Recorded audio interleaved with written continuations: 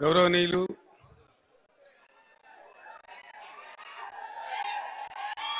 వేదికను అలంకరించినటువంటి ఉద్యమ సహచరులు, వేదిక ముందు ఆశీనులైనటువంటి ఉద్యమ సహచరులందరికీ నమస్కారం. మొదటగా మీ అందరికీ తెలంగాణ దశాబ్ది ఉత్సవ వేడుకల శుభాకాంక్షలు హృదయపూర్వకంగా నేను తెలియజేస్తా ఉన్నాను. ఈ వేదిక ద్వారా మనం మాత్రమే శుభాకాంక్షలు తెలుపుకోవడం కాకుండా మనకు స్ఫూర్తి ఇచ్చి మన వెంట నడిచి రాష్ట్ర ఆకాంక్షను సాకారం చేయడంలో మన వెంట నలిచినటువంటి 50 మంది తెలంగాణ ప్రజలకు కూడా ఈ సందర్భంగా నేను హృదయపూర్వక దశాబ్ది ఉత్సవ శుభాకాంక్షలు తెలియజేస్తా ఉన్నాను. సెటిల్ కావాలా లొల్లేందుకు?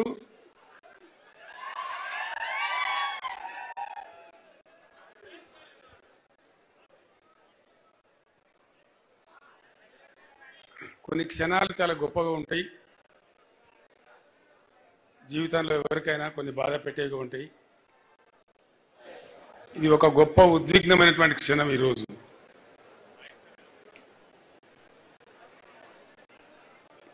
1999లో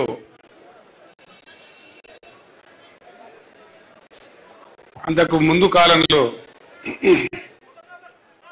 తెలంగాణ అనుభవించినటువంటి బాధ, సమాజమే ఒక భయంకరమైనటువంటి బాగా వస్తుంది కదా, మంచిగా ఉంది, ఇంకా వినబడతలేదా?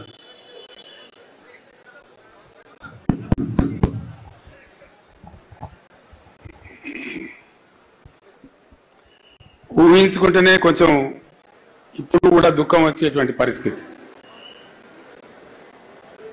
యావత్తు తెలంగాణ, ఇంచుమించుగా మొత్తం తెలంగాణ వరుస కరువులకు, వలసలకు, కరెంటు కోతలకు,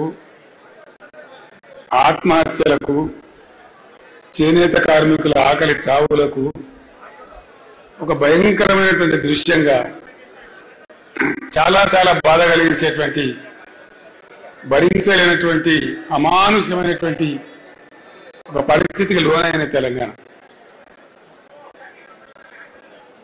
నేను కూడా ఆ రోజు అధికార పదవులలో ఉన్నా, మంత్రిగా పనిచేసిన, ఎమ్మెల్యేగా పనిచేసిన, చాలా సుదీర్ఘకాలం పనిచేసినాం. ఇప్పుడు లేరు మిత్రులు, కానీ కొద్దిపాటి పిడికడ మందిగా ప్రభుత్వాలలో కొనసాగుతున్నటువంటి మిత్రులు, అనేక హోదాలలో పనిచేసిన వాళ్ళం చాలా సందర్భాలలో కలిసి మా దుఃఖాన్ని పంచుకుని బాధపడేది. అసలు ఏం జరుగుతూ ఉంది, ఈ గడ్డ, ఈ ప్రాంతం గతి ఏమిటి? ఒక అగమ్య గోచరమైన పరిస్థితి, ఒక అసహాయ నిస్సహాయ స్థితి. ఏం జరుగుతుందో కూడా అర్థం కాదు. నేను ఎమ్మెల్యేగా ఉండే టైంలో మన తెలంగాణ ప్రాంతానికి సంబంధించినటువంటి ఒక 25-30 మంది శాసనసభ్యులతోని కనీసం ఒక 30 సార్లు సమావేశాలు పెట్టినాం. ఏం చేద్దాం, అసలు ఏం చేయాలా, ఏం జరగాల, మన గతి ఇంతేనా, మనకేమి నిష్కృతి లేదా, ఎవరు కూడా చెప్పలేని పరిస్థితి. ఒక పరిహాసాస్పదంగా తెలంగాణ అంశం మారిన పరిస్థితి. ఆ రోజు కరెక్ట్గా సిచ్యువేషన్ ఏంటంటే, ఎవరో కొంతమంది కొన్ని సందర్భాలలో తమ చిల్లర రాజకీయ అవసరాల కోసం తెలంగాణ ఉద్యమాన్ని ప్రారంభించడం, దాని నెల, 2 నెలలు, 3 నెలలు, 4 నెలలు నడిపి కాడెత్తేయడం, వేరే వాళ్ళకంటే కూడా తెలంగాణ వాళ్ళు కూడా తెలంగాణను హాస్యాస్పదం చేసేటువంటి స్థితికి నెట్టివేసినారు. ఆ బాబు, ఆ ఫోటో ఉండి అమ్మా, తర్వాత తీసుకుందాం, పట్టుకోను, ఈ టైంలో కాదు కదా, ఆ ఫోటో కూడా పెట్టుకో, 4 ముచ్చట్లు మాట్లాడుకున్నాక పెట్టుకుందాం అదంతా. సో అట్లా ఎవ్వరు కూడా తెలంగాణ రాష్ట్రం వచ్చుడు కాదు, అసలు తెలంగాణ అంటే మాట్లాడుడే కష్టం. ప్రణయ భాస్కర్ అనే ఒక ఎమ్మెల్యే శాసనసభలో తెలంగాణ అంటే స్పీకర్, ఆనాడు ఉన్నటువంటి స్పీకర్, మీరు తెలంగాణ అనే పదమే మాట్లాడకూడదండి, వెనుకబడిన ప్రాంతం అని మాట్లాడండి అని, తెలంగాణ అనకూడదు అని స్పీకర్ స్థానం నుంచి ఉత్తర్వులు జారీ చేసేటువంటి దుస్థితి. అంటే ఎక్కడికి పోయింది తెలంగాణ? చాలా భయంకరం ఊహించుకుంటే. తెలంగాణ అనవద్దు అని శాసనసభలో స్వయంగా సభాపతి గారు చెప్తారు. So where was Telangana? Very dangerous situation. ప్రణయ భాస్కర్, వినయ్ భాస్కర్ వాళ్ళ అన్న, నేను కరెక్ట్గానే చెప్పిన, మీరే కరెక్ట్గా వినలేదు. సో చాలా దుర్భరమైన పరిస్థితి. ఎక్కడైనా ఏదైనా సందర్భంలో 10 మంది కూర్చున్న చోట తెలంగాణ ముచ్చట క్యా లాగాయ భయ్, క్యా దుకాన్ లాగాయ, అంత ఈజీగా అంత పేలవం అయిపోయింది తెలంగాణ. ఎటువంటి బాధలంటే ఆనాడు నా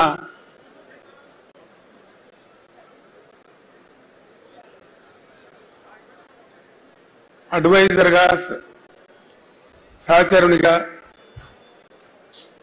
రాజీ లేని పోరాటం చేసినటువంటి మాన్యులు స్వర్గీయ జయశంకర్ గారు నాతో పాటు ఉండేది.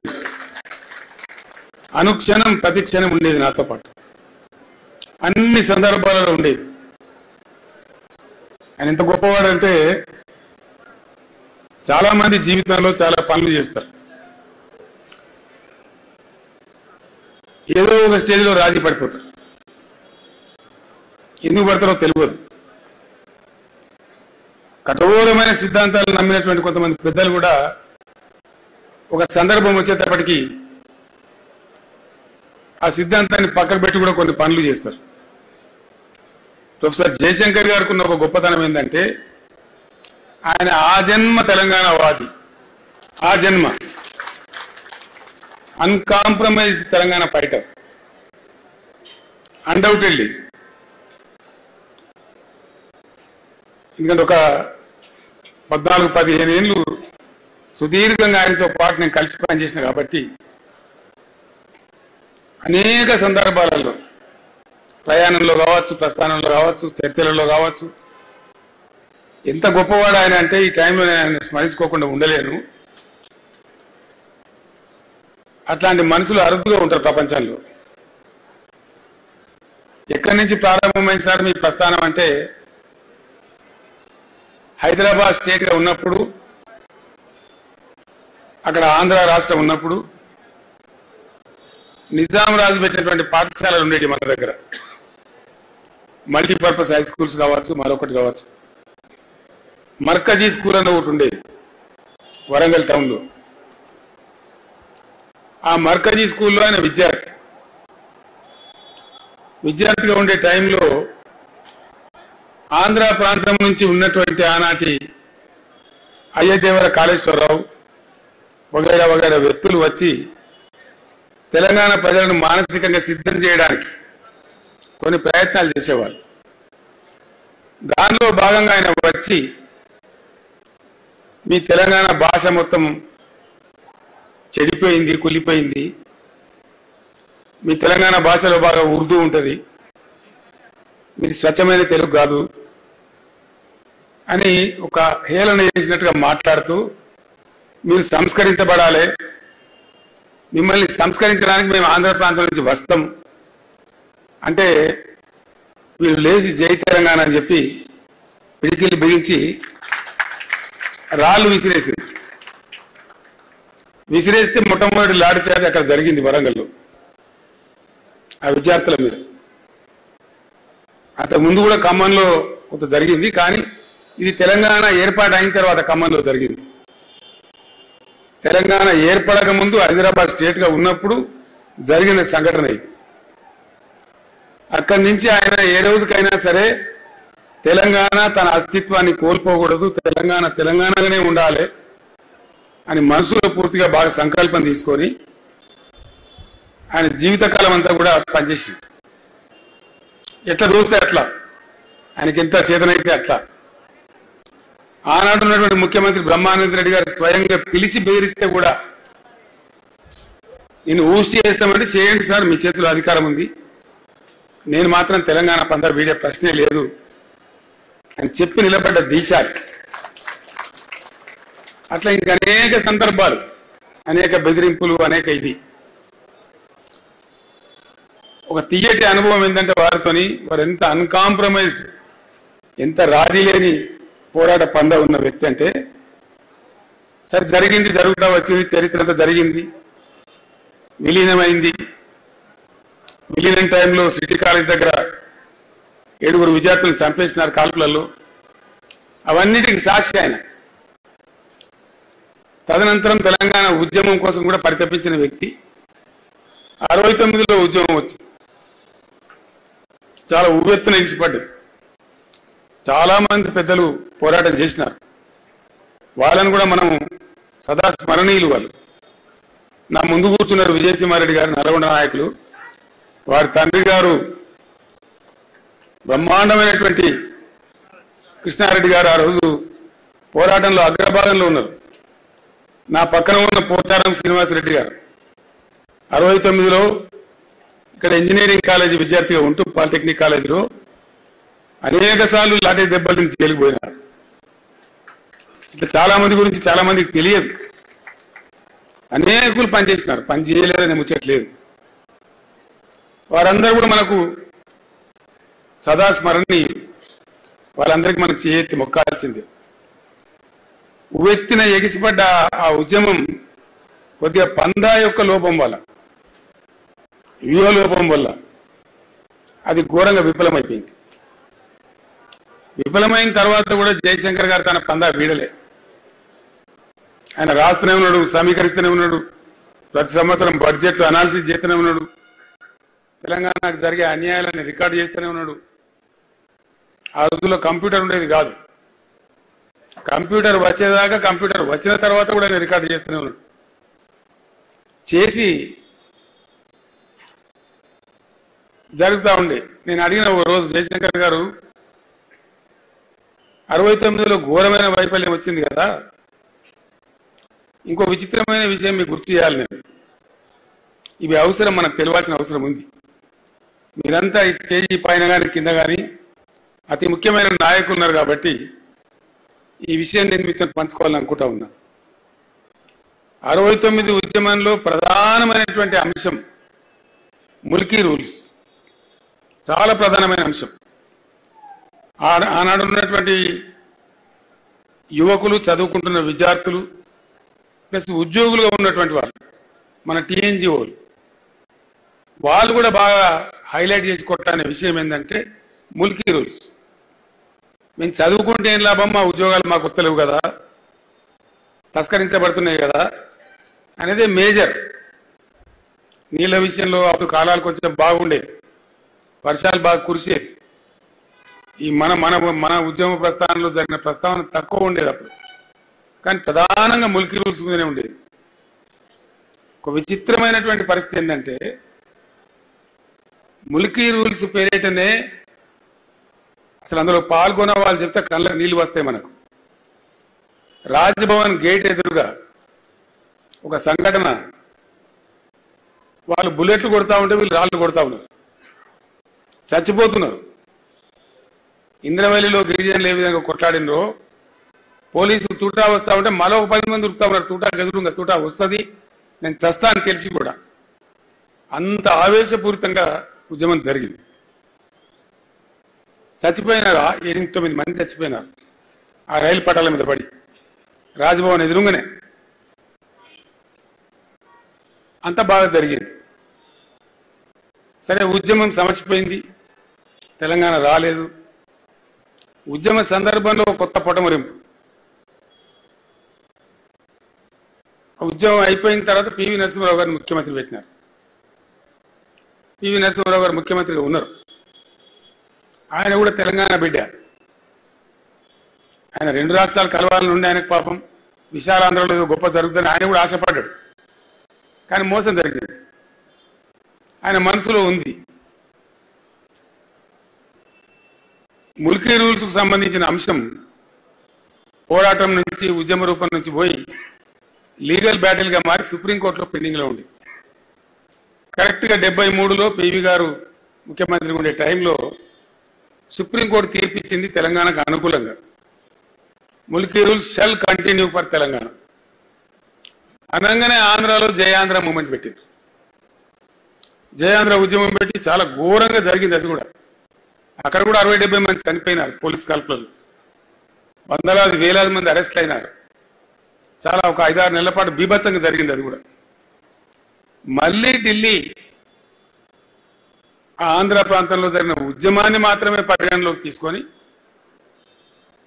సుప్రీంకోర్టు తీర్పును కాలరాస్తూ రాజ్యాంగ సవరణ చేసింది. నేను ఎందుకు చెప్తున్నా ఈ అంశం ప్రధానంగా అంటే 69లో ఉద్యమం కూలిపోయి నిరాశకు గురైన తెలంగాణ ఇక లేవలే. ఏ ముల్కీ రూల్స్ కోసమైతే రాజ్భవన్ గేట్ కాడ 8-9 మంది విద్యార్థులు చచ్చిపోయే పరిస్థితి వచ్చిందో, అంత ఆవేశపూరితంగా జరిగిందో, ఒక్క విద్యార్థి కాలేజీ లేడండి, యూనివర్సిటీ లేడు. నేను చిన్న పిల్లవాడిని 9వ తరగతిలో ఉన్నప్పుడు సిద్దిపేటలో బై ఎలక్షన్ వస్తే అప్పటి టీపీఎస్ అధ్యక్షుడు మదన్ మోహన్ గారు అక్కడ పోటీకి వచ్చారు. డాక్టర్ చెన్నారెడ్డి గారు తదితరులతో వచ్చి మా ఇంట్లోనే క్యాంప్ ఉన్నారు వాళ్ళు. మేమంతా వాళ్ళకు భోజనాలు పెట్టేది. పెద్దలు వస్తే మన ఇళ్ళలో జనరల్గా ఇంటి వాళ్ళతోనే వడ్డిస్తాం కదా, అట్లా వడ్డించండి. నా చేతితో వడ్డించండి. నేను చెన్నారెడ్డి గారికి, రాజారాం గారికి, రాజమల్లు గారికి, అంజయ్య గారికి, ఆనాటి చెన్నారెడ్డి గారి ఉద్యమ సహచరులు ఎందరైతే ఉండరో నేను వడ్డించిన వాళ్ళందరికీ. అట్లా జరిగింది. ఆ టైంలో ఉప ఎన్నికలు కూడా గెలిచినారు. ఇక్కడ నారాయణ జనార్దన్ రావు గారు గెలిచినారు, సిద్దిపేటలో మదన్ మోహన్ గారు గెలిచినారు, చెన్నారెడ్డి గారి నాయకత్వంలో 14-11 ఎంపీలు గెలిచినారు. అయినా కూడా ఆనాడు ఉన్నటువంటి ఇందిరాగాంధీ కనికరించారు. కానీ మళ్ళీ అదే ఆంధ్ర ప్రాంతంలో ఉద్యమం వస్తే సుప్రీంకోర్టు తీర్పును కూడా కాలరాసి కర్కశంగా రాజ్యాంగ సవరణ చేసి ముల్కీ రూల్స్ను రద్దు చేసినారు. రద్దు చేస్తే కలిగిన బాధ ఏంటంటే ఉద్యమ స్వరూపాన్ని మనం ఒకసారి అనాలిసిస్ చేస్తే ఇక్కడ ఎవ్వడు కుయ్యమనిలే కుట్టుకుమనిలే, అంత నిస్తేజం అయిపోయింది తెలంగాణ. అసలు మాట్లాడిన లేడు. ఆనాడు ఆమోస్ గారు అని చెప్పి టీఎన్జిఓ నాయకుడు ఉండేవాడు, టీఎన్జిఓ అధ్యక్షుడు. ఆయనను కూడా చాలా భయంకరంగా వేధించినారు. పీడీ యాక్ట్ పెట్టినారు, ఉద్యోగం తీసేసినారు, ఎక్స్పెల్ చేసినారు, నెలల తరబడి జైల్లో పెట్టినారు. కానీ ఆయన రాజీ పల్లె. ఆమోస్ గారు కూడా, ఆయన కూడా గొప్ప పోరాట యోధుడు. టీఎన్జిఓలు నిజంగా చాలా గొప్పవాళ్ళు. ఎందుకోసం అంటే టీఎన్జిఓకు చాలా మందికి తెలియదు ఈ విషయం. బ్యాచిలర్ క్వార్టర్స్ ఉంటారు కదా మొజాంబిక్ మార్కెట్లో, ఆ బ్యాచిలర్ క్వార్టర్స్ కట్టింది ఎవరంటే నిజాం రాజు. ఆ రోజు టీఎన్జిఓలు పోయి అడిగితే నిజాం రాజు ఒక ఆఫీస్ కేటాయించినాడు. ఎక్కడ? Bachelor quarters. ఇప్పుడు కూడా ఉంది ఆ ఆఫీస్ టీఎన్జిఓలకు. గాంధీ భవన్ పక్కన ఉండే ఆఫీస్ అని అనుకుంటారు చాలా మంది తెలియక.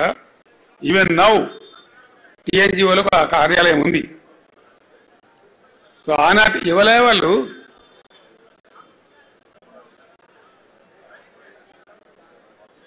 వాళ్ళకి సబ్జెక్ట్ పట్టలేని వాళ్ళు మనం పంపిస్తే మంచిది. ఆడికెళ్ళి ఆ టీఎన్జిఓ కార్యాలయం ఇప్పుడు కూడా ఉంది. తమాష ఏంటంటే ఆంధ్రప్రదేశ్ ఏర్పడి 58 సంవత్సరాలు ఆంధ్రప్రదేశ్గా కొనసాగిన టీఎన్జిఓలు మాత్రం వాళ్ళ ట్యాగ్ తీసేసుకోలేదు. ఎంతమంది ముఖ్యమంత్రులు, గివ్ ఏ బిగ్ హ్యాండ్, ఇంతమంది ముఖ్యమంత్రులు ఉన్నారు కదా, స్వామిగౌడ్ కదా, వారు టీఎన్జిఓ అధ్యక్షులుగా పనిచేసి ఉద్యమంలో ఉరువు తొలగించారు. దేవి ప్రసాద్ గారు ఉన్నారు. వాళ్ళు ఎన్నడూ కూడా ఆ టీఎన్జిఓ ట్యాగ్ తీసేయలే. ఒకటే స్టేట్ కదనా, ఎందుకయ్యా మళ్ళీ తెలంగాణ పేరు మీద ఉద్యోగ సంఘం అంటే మేము తెలంగాణ ఉద్యోగ సంఘంగానే ఉంటాం, మంచి అయినా సరే చెడ్డ అయినా సరే అని ఉన్నటువంటి ఒక గొప్ప సంఘం టీఎన్జిఓ సంఘం. కొద్దిమంది అంటే జయశంకర్ లాంటి వాళ్ళు, టీఎన్జిఓ లాంటి వాళ్ళు అక్కడ వాళ్ళు తమ పట్టు మీద ఉన్నారు, మనసులో ఉన్న భావాన్ని అట్లా పెట్టుకొని ఉన్నారు, దిక్కుమొక్కు లేకపోయినా ఉన్నారు. ఇట్లా ఉండే తెలంగాణ. నేను జయశంకర్ గారిని అడిగిన, సరే ఉద్యమం ఆడిపోయింది, ఎక్కడ లేకుండా అయిపోయిండు, ముల్కీ రూల్స్ రద్దు చేస్తే మాట్లాడే వాళ్ళు లేకుండా పోయిండు, మరి మీరు ఏం చేశారు సార్ అని అడిగింది. ఏం లేదు, లెక్కలేసుకుంటా కూర్చున్నా, ఎక్కడన్నా సుఖదగి పడేట్టు మీటింగ్ పిలిస్తే పోదుంటి, అందులో భాగంగా మీ దుబ్బాక కూడా వచ్చిందని చెప్పిండు ఆయన. మీ దుబ్బాక ప్రాంతమే కదా, అక్కడ కూడా వచ్చిందని చెప్పిండు. ఎంతమంది వద్దరు మీ మీటింగ్లో కొని అడిగిన నేను. ఓ 15 మందో 10 మందో 20 మందో వచ్చేది, అక్కడికే మేము తృప్తి పడేది అన్నాడు. ఎందుకు ఆ ఉద్యమ ఆ సభలు ఎందుకు కొనసాగించారు అంటే ఆయన నికార్సైన తెలంగాణ వాది కాబట్టి నాతో ఒక మాట చెప్పిండు, ఏనాటికన్నా ఓ కేసీఆర్ లాంటి ఒక రాకపోతాడా తెలంగాణకు, వచ్చే నాటికి ఎవడన్నా ఒకడు వస్తే తాలూకు 10 మందో 15 మందో రెడీగా ఉండాలి తెలంగాణ వాదులు అనే దాంతోనే మేము కొనసాగించినాము. ఆ సోయి మిగిలింటే చాలు అనుకొని ఆ తిప్పల పడ్డాము అని చెప్పిండు ఆయన. అంటే నికార్సైన తెలంగాణ వాదులు, నిజమైన తెలంగాణ వాదులు అవి అట్లా పనిచేసిండ్రు, అట్లా ఉన్నారు. పాపం ఆశ లేదు, ఆదరించే వాళ్ళు లేడు, అన్నం పెట్టేవాళ్ళు లేడు, కార్లు లేవు, బ్యాండ్లు లేవు, మేళాలు లేవు, ఏం లేదు. వ్యక్తులుగా ఉన్నా కూడా వాళ్ళ పట్టుదల అంత గొప్పగా ఉండి పనిచేసింది. సో వారితో పాటు కొంతమంది సహచరులు ఎప్పటికప్పుడు షేర్ చేసుకునే వాళ్ళు ఉన్నారు. నిజానికి నేను ఉద్యమం ప్రారంభించేదాకా జయశంకర్ అనే ఒక వ్యక్తి ఉండని నాకు కూడా తెలియదు. I never knew. ఎంత కూరుకపోయింది పాతాళ లోకంలో అంటే చాలా దారుణంగా. అసలు మనోళ్ళే మొత్తం హైదరాబాద్లో బతుకమ్మ పండుగ ఆడితే మోటు ఆడే పరిస్థితి లేదు. తెలంగాణ బిడ్డలే కానీ బతుకమ్మ ఆడితే ఏమనుకుంటారో ఏందో అనే పరిస్థితి హైదరాబాద్లో. మనోళ్ళంతా ఆనగకాయ బంద్ చేసి సొరకాయని మొదలుపెట్టి, పుంటికూర బంద్ చేసి గోంగూరను మొదలుపెట్టారు. అంటే మన మాతృభాషను, మన స్వార్థాగా మనం పుట్టినప్పటి నుంచి ఉన్నటువంటి భాషను కూడా మాట్లాడితే మొరటేమో ఏమని అనుకుంటారేమో అనే స్థాయికి నెట్టివేయబడ్డది తెలంగాణ. ఘోరాతి ఘోరం. నేను జయశంకర్ గారు ఒక రోజు ఉద్యమంలో తిరుగుతూ ఉన్నాం. ఆ పై ప్రాంతానికి పోయినాము, ఆదిలాబాద్ బహుశా ఏ ప్రాంతానికి పోయినామో. తిరిగి హైదరాబాద్ వస్తూ ఉన్నాం. వస్తూ ఉంటే పైనుంచి కోరుట్ల, జగిత్యాల నుంచి ఆ సిరిసిల్ల మీదుగా వస్తూ ఉన్నాం. సిరిసిల్ల పట్టణంలో రాత్రి మేము 11:45 అవుతా ఉంది. కారు హెడ్లైట్లలో కనపడుతున్నాయి, గోడల మీద నినాదాలు. విపరీతంగా 10ల సంఖ్యలో చచ్చిపోతారు. దుబ్బాకలో, పోచంపల్లిలో, సిరిసిల్లలో, ఇంకా అనేక చేనేత ప్రాంతాలలో డజన్ మంది చచ్చిపోడు, 6 చచ్చిపోడు, 7 చచ్చిపోడు ఒకటే రోజు.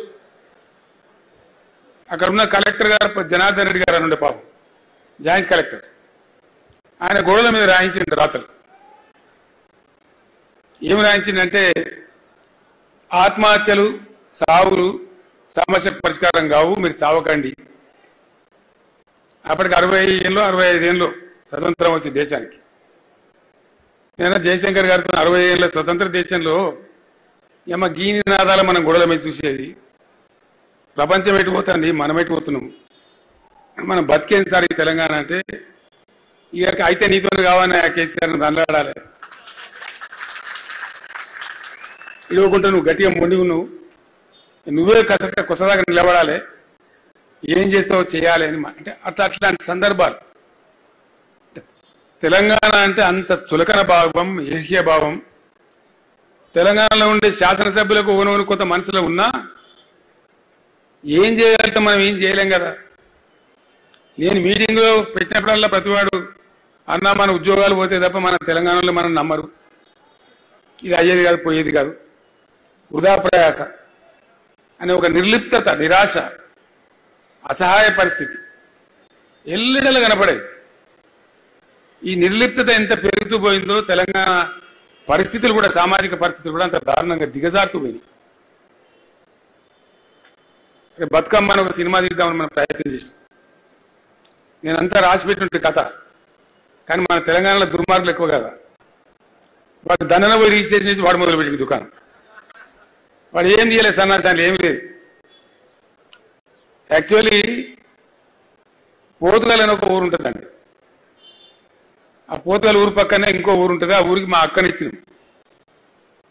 గూడూరు అనే ఊరు ఉంటుంది. మా సిస్టర్ని ఇచ్చిన. మా ఊర్లో పాఠశాల లేకుంటే ఎంత గొప్పగా ఉండే తెలంగాణ అంటే, నేను ప్రైమరీ స్కూల్ చదువుకున్న టైంలో మా ఊర్లో సర్కారు స్కూలే లేదు. నన్ను మా నాయన ఊరికి పంపించింది. అక్కడ కూడా భట్రాజు బల్లే చదువుకున్నాను నేను. తవ్వలు, మానకలు, అడ్డలు, ఈసాలు, పరకలు, బొట్లు, నా చదువు అక్కడి నుంచి ప్రారంభమైంది. పెద్దబాల శిక్ష బాబత్ చదువు. అక్కడ అప్పర్ మానేరు నుంచి వచ్చే కెనాల్ ఏదైతే ఉంటుందో దాన్ని నేను ఈత కొట్టేది. నేను స్వయంగా దాన్ని ఈత కొట్టేది నా దోస్తులతో కలిసి. ఆ పోతుగల్ అనే ఊర్లో చూస్తుండగానే బ్రహ్మాండంగా అద్భుతమైనటువంటి రైస్ మిల్స్ వచ్చినాయి. చాలా పోటీ వాళ్ళు దాదాపు ఒక 15-20 రైస్ మిల్స్ వచ్చినాయి పెద్దవి. అది ఇంచుమించు ఒక వ్యాపార కేంద్రంగా, ఒక వడ్ల కొనుగోలు కేంద్రంగా మారింది. నా కళ్ళ ముందర నేను సాక్షి ఉంది. ఎట్టెట్ల తెలంగాణలో పరిస్థితులు దిగజారుతున్నాయో, ఒక్కటంటే ఒకటి కూడా లేకుండా ఆ రైస్ మిల్లు అన్ని మాయమైపోయినాయి. గొప్ప సీన్ ఉండే బతుకమ్మ సినిమా కోసం. ఏ విధంగా పరిస్థితి దిగజారిన తెలంగాణలో అనేదానికి, అప్పర్ మానేరు కాలువ పారినప్పుడు ఎట్లా పెరిగింది, ఆ కాలువ బంద్ అవుతా ఉంటే ఎండిపోతా ఉంటే ఎట్లా పోయింది తెలంగాణ అనే దానికి సజీవ సాక్ష్యంగా నా కళ్ళ ముందు నేను సాక్షిగా ఉన్నటువంటి ఘట్టం. ఇట్లా అనేక చోట్ల ఇక చెప్పుకుంటూ పోతే రేపు గీయాల దాకా చెప్పిన ఉడవది. అందరు బాధితులే. బంజారాహిల్స్ లోపల మన కార్యాలయం ఉండే. కూర్చొని ఉన్నాం మధ్యాహ్నం పూట. మహబూబ్నగర్ జిల్లా నుంచి ఒక 30-40 మంది రైతులు వచ్చారు. వాళ్ళు లోపలికి చెప్పారు, సార్ మహబూబ్నగర్ జిల్లా వాళ్ళు వచ్చి కలుస్తారట. సరే రమ్మని హాల్లోకి పోయి, నేను హాల్లోకి పోయి మంది ఎక్కువ ఉన్నారని వాళ్ళని పిలుచుకొని చాయ్కి దాటి కూర్చొని ఏం సంగతి అంతా బాగున్నారంటే, ఇక ఏం బాగున్నాం సార్, బతకలేక హైదరాబాద్కి వచ్చింది. ఏం చేస్తారు హైదరాబాద్లో? ఛాయ్ అడ్డకూలి సరిగా ఏ పని దొరికితే ఆ పనికి, ఈ పని అనేం లేదు. అడ్డా మీద పోయి కూర్చుంటాము, ఏది దొరకదు అని వాళ్ళు ఏం చెప్పారు. ఈయననే మా భూస్వామి సార్, ఈయననే మా రెడ్డి. ఆ జిల్లాలో మాట్లాడతారు అట్లా. ఈయననే మా రెడ్డి సార్, మాకు ఈయన భూములు మేము పనిచేసేది. ఈయనకు 60 ఎకరాల భూమి ఉన్నది, బతకలేక ఈయన కూడా మాత్రం నచ్చడని చెప్పి. మరి ఏం చేస్తున్నా, ఆయన కూడా కూలి పని చేస్తున్నట్టు లేదు సార్. ఇక మా పట్టేలని మేము ఇచ్చకు ముఖద్దామని పెట్టుకున్నాము. మాకు ఇచ్చే కూలి లెక్కలు అతను పెద్ద మనిషిలాగా పెట్టుకున్నాము. మా కళ్ళ ముందే ఆయన కూలి చేయడం ఇష్టం లేక అని కళ్ళకు నీళ్ళు తీసుకొని చెప్పారు వాళ్ళు. ఇటువంటి ఎన్నో రకాల బాధలు. మొత్తం పాలమూరు జిల్లా బొంబాయి బస్సుల కాలవాలం కావడం ఒక హృదయ విదారకమైనటువంటి దృశ్యం. కానీ దురదృశ్యం ఏంటంటే, ఆనాడు ఉన్నటువంటి తెలంగాణలో ఉన్నటువంటి కాంగ్రెస్ నాయకులు కానీ, టీడీపీ నాయకులు కానీ కేవలం రాజకీయాలు, వాళ్ళ పదవులు, వాళ్ళ కోసం చూసుకున్నారు తప్ప ఒక్కడు కూడా గట్టిగా స్పందించి తెలంగాణ కోసం మాట్లాడాలి. కనీసం వాళ్ళ జిల్లాకు జరిగే నమ్మలేరు. మీకు కూడా చాలా మందికి తెలియదు ఈ విషయం. ఇక్కడ జలసాధన మనం ఎప్పుడో చేసినాం, మీరు మర్చిపోయారు. బచావత్ ట్రిబ్యునల్ అనేది ఒక ట్రిబ్యునల్ ఉంటుంది. 1974లో వాళ్ళు 2 నదుల నీళ్లు కేటాయించినారు. గోదావరి, కృష్ణా నది నీళ్లు కేటాయించేటప్పుడు ఆయన కామెంట్ రాసిండు ఆ బచావత్ జడ్జి గారు. బచావత్ అంటే సుప్రీంకోర్టు రిటైర్డ్ జడ్జి, న్యాయమైన మనిషి. ఆ రోజుల్లో చాలా న్యాయమైన మనుషులు ఉంటుంది. ఆయన ఏం రాసిందంటే, ఈ తెలంగాణ ప్రాంతం ఇంకో రాష్ట్రంలో కలవకపోతే బాగా అభివృద్ధి చెందేది.